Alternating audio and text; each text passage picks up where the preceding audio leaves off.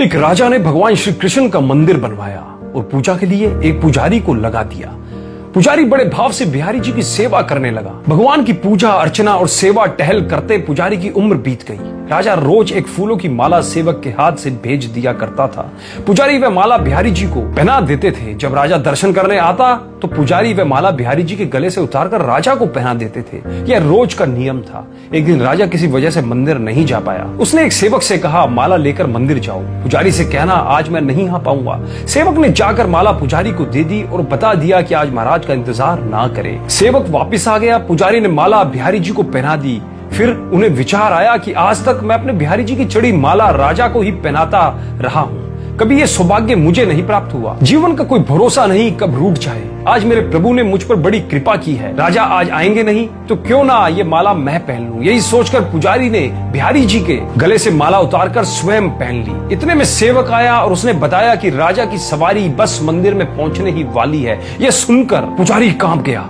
उसने सोचा, अगर राजा ने माला मेरे गले में देख ली तो मुझ पर क्रोधित होंगे। इस भय से उन्होंने अपने गले से माला उतारकर बिहारी जी को फिर से पहना दी। जैसे ही राजा दर्शन को आया तो पुजारी ने नियम अनुसार फिर से वह माला उतारकर राजा के गले में ही पहना दी। माला पहना रहे थे तभी राजा को माला में एक सफेद बाल दिखा। राजा को सारा माजरा समझ आ गया कि पुजारी ने माला स्वयं पहन ली थी और फिर निकालकर वापस डाल दी होगी। पुजारी ऐसा छल करता है ये सोचकर राजा को बहुत गुस्सा आया। उसने पुजारी जी से पूछा, पुजारी जी ये सफेद बाल किसका है? पुजारी को लगा कि अगर सच बोलता हूं तो राजा दंड दे देंगे, इसलिए जान छुड़ाने के लिए पुजारी ने कहा, महाराज ये सफेद बाल तो बिहारी जी का है। अब तो राजा गुस्से से आग बबूला हो गया कि ये पुजारी झूठ पर झूठ बोले जा रहा है। भला बिहारी जी के बाल भी कहीं सफेद होते हैं? राजा ने कहा, पुजारी अगर ये सफेद बाल बिहारी जी का है तो सुबह श्रृंगार के समय मैं आऊंगा और देखूंगा कि बिहारी जी के बाल सफेद है या काले। अगर बिहारी जी के बाल काले निकले तो आपको फांसी दे दी जाएगी। राजा हुक्म सुनाकर चला गया। पुजारी रोकर बिहारी जी से विनती करने लगा, प्रभु मैं जानता हूँ आपके सम्मुख मैंने झूठ बोलने का अपराध किया।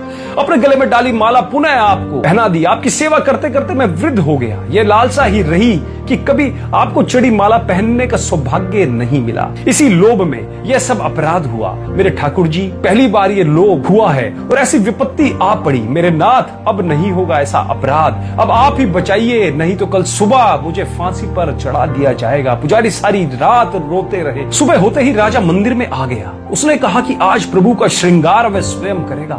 इतना कहकर राजा ने जैसे ही मुकुट हटाया तो हैरान रह गया। बिहारी जी के सारे बाल सफेद थे। राजा को लगा पुजारी ने जान बचाने के लिए बिहारी जी के बाल रंग दिए होंगे। गुस्से में तमतमाते हुए उसने बाल की जांच करनी चाहिए, बाल असली है या नकली। तो अब समझने के लिए उसने जैसे ही बिहारी जी के बाल तोड़े, बिहारी जी के सर से खून की धार बहने लगी। राजा ने प्रभु के चरण पकड़ लिए और क्षमा मांगने लगा। बिहारी जी की मूर्ति से आवाज आई, राजा तुमने आज तक मुझे केवल मूर्ति ही समझा, इसलिए आज से मैं तुम्हारे लिए मूर्ति ही हूँ।